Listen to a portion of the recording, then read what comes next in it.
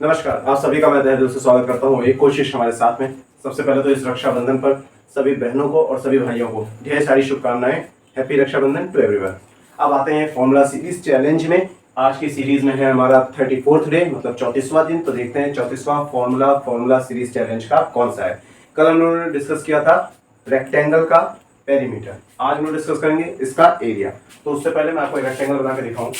तो सपोज ये एक रेक्टेंगल है और अगेन मैं इसका नाम देता हूँ ABCD। कल वाले कॉन्सेप्ट में मैंने आपको बताया था कि जब मैं नेमिंग करूंगा तो उसके बाद में इसकी कुछ आपको पता होगा कि ये क्या है। ये इसकी लेंथ है, अगर ये लेंथ है तो ये भी लेंथ होगी, और ये अगर ब्रेथ है इसकी B तो ये भी इसकी B होगी। क्लियर? ये तो सबको अंडरस्टूड है कि ये इतनी चीज़ें होती हैं। अब आते हैं सर, अगर पेरीमीटर हम लोग डिस्कस कर चुके हैं जो कि होता था 2 in the bracket L + B bracket close, तो एरिया का फॉर्मूला क्या बन के निकल के सामने आएगा। एरिया इज इक्वल टू, आपको याद रखना है, L × B। मतलब लेंथ को ब्रेथ के साथ अगर मल्टीप्लाई कर दिया जाएगा तो हमारा निकल आएगा क्या, एरिया। ठीक। अब यहाँ पर आपको एक्सपेरिमेंट की एक मैं चीज बताना चाहूंगा, एक कॉन्सेप्ट है जो आप लोग पढ़ के आए हैं, बहुत इजी होगा सबको।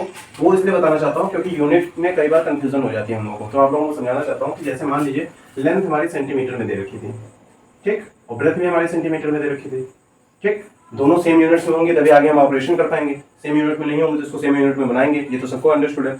अब ऐसे सिचुएशन में क्या करेंगे, मान लीजिए जब मैं रख रहा हूँ यहाँ पर 5 सेंटीमीटर है, यहाँ पर 4 सेंटीमीटर है, तो लेंथ की वैल्यू 5 है और ब्रेथ की वैल्यू 4 है।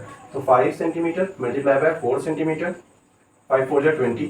अब आपको यहाँ पर कॉन्सेप्ट लगाना एक्सपोनेंट का कि सेंटीमीटर और सेंटीमीटर, याद करिए, same base attach by multiply, power will be added. इसकी पावर 1, इसकी पावर 1, तो कितना हो जाएगा, सेंटीमीटर स्क्वायर। इसीलिए कहते हैं कि एरिया जब भी आप निकालेंगे तो उसकी यूनिट जो आएगी स्क्वायर में आएगी। अगर सेंटीमीटर में तो सेंटीमीटर स्क्वायर, अगर मीटर में तो मीटर स्क्वायर। अब आपको अगर ये कॉन्सेप्ट क्लियर हो गया है, ये फॉर्मूला क्लियर हो गया है, तो आपको इस क्वेश्चन का आंसर देना है जो मैं देने जा रहा हूँ यहाँ पर। अगर मान लीजिए मैं कहता हूँ कोई रेक्टेंगल है जिसकी लेंथ दे रखी है 12 मीटर और आपकी जो ब्रेथ दे रखी है वो दे रखी है 600 सेंटीमीटर, तो ऐसे केस में इसका एरिया क्या आएगा।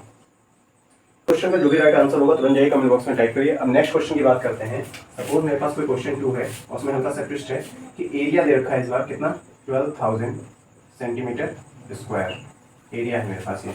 अब वो कह रहा है उसकी लेंथ जो दे रखी है वो सपोज मैं कहता हूँ 600 सेंटीमीटर दे रखी है, तो ऐसे केस में उसका ब्रेथ क्या आएगा आपको ये बताना है।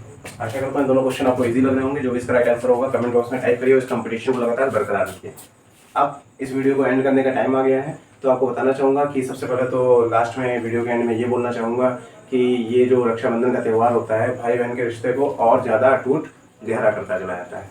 भाई बहन एक दूसरे के साथ हमेशा इस रिश्ते की वजह से अटैचमेंट में बने रहते हैं। और जैसे कि कहा जाता है ना कि जब बहन भाई के कलाई पर राखी बांधती है तो भाई का दायित्व यह होता है कि बहन की किसी भी सिचुएशन में होगा वो रक्षा करेगा। उसी तरह बहन का भी ये दायित्व होता है कि भाई के साथ हमेशा वो लगातार अपना जो ममतत्व होता है, माता के बाद में जो सबसे ज़्यादा ममता देती है वो बहन ही देती है, वो अपना बरकरार रखेगी।